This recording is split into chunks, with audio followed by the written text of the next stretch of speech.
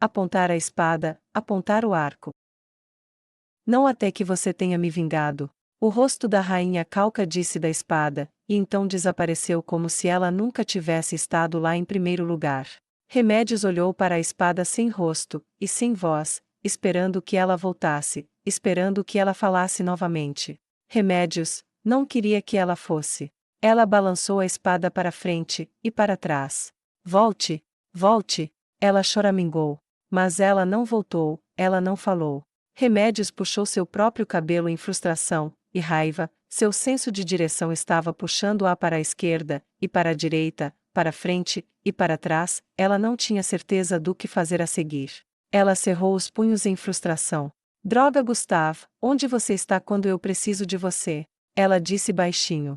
Remédios era esperta o suficiente para saber que não era tão esperta assim, precisava de alguém que pensasse por ela, era uma espada a ser empunhada, uma flecha a ser lançada, não era estrategista, não era planejadora. Ela sabia o suficiente para saber que não podia dar a impressão de inaptidão, não podia perder a confiança de seus subordinados.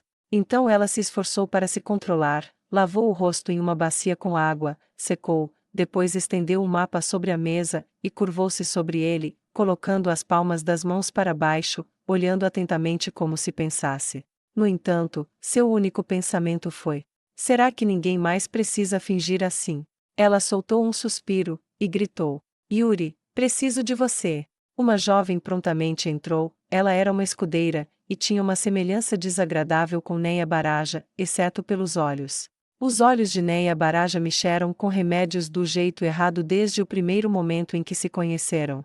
Neles Remédios viu perigo, ameaça, e apesar de sua relativa fraqueza com uma espada. Enquanto a mulher esperava que Remédios a reconhecesse, a própria Remédios estava ocupada mantendo sua atuação, traçando o dedo aleatoriamente sobre estradas e terrenos como se estivesse pensando cuidadosamente sobre o que deveriam fazer. Ok, estou pronta para o seu relatório. O que nosso contato disse? Ela disse, e ouviu em silêncio enquanto a mulher falava, transmitindo a informação que ela aprendeu na cidade com suas conexões sulistas. Sou? Remédios perguntou com surpresa. Essa infestação heteromórfica está aqui no norte, tem que ser exterminada aqui, por que iríamos para o sul? Ela perguntou, seus olhos se estreitaram com raiva, mas ela permitiu que sua subordinada explicasse, e quando ela transmitiu sua informação, a mulher escolheu elaborar. Comandante, estamos lutando para morrer gloriosamente ou estamos lutando para vencer? Ela perguntou sem rodeios. Vencer.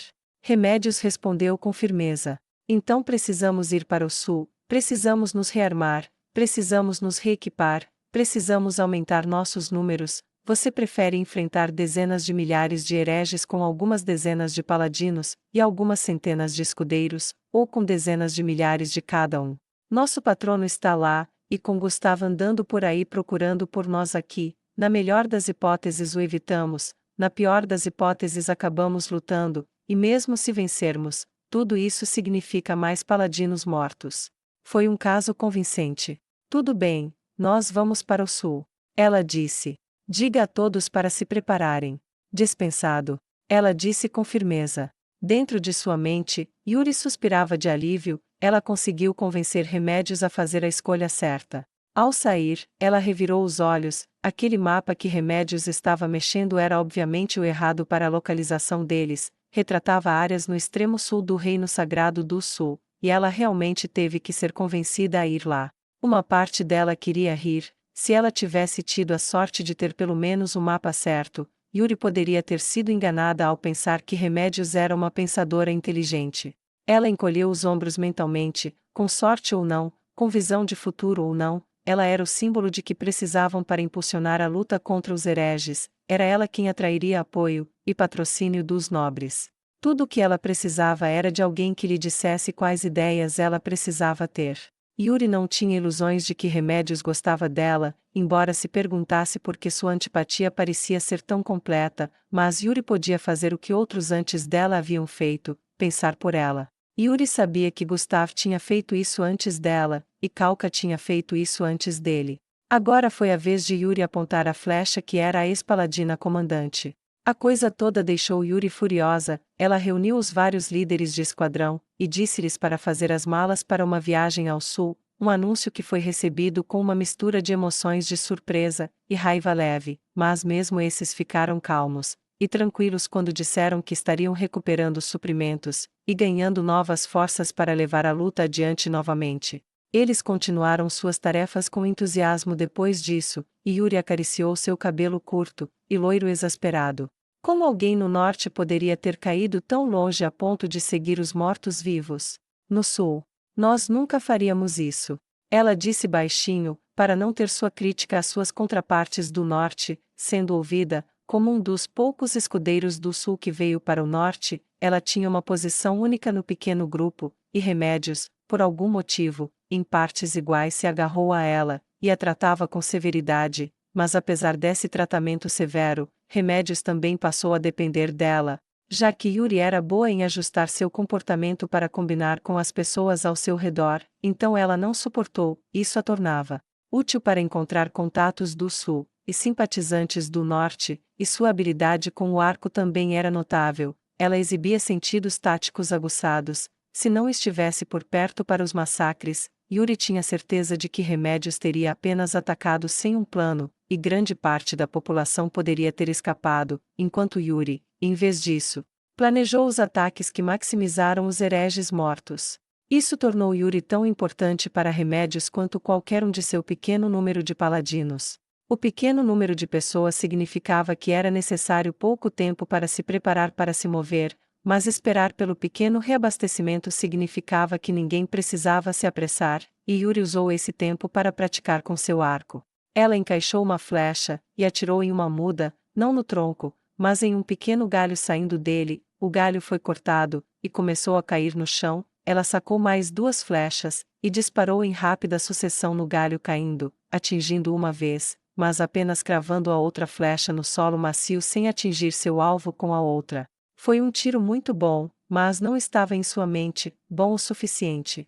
Ela imaginou a cabeça de Neia Baraja na posição em que a flecha estava ereta, recuou mais 20 passos, e então disparou várias outras flechas naquela que ousou errar o alvo.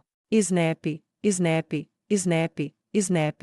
Foi tudo o que ela ouviu quando uma por umas flechas que ela soltou cortaram aquela flecha em fragmentos que caíram no chão.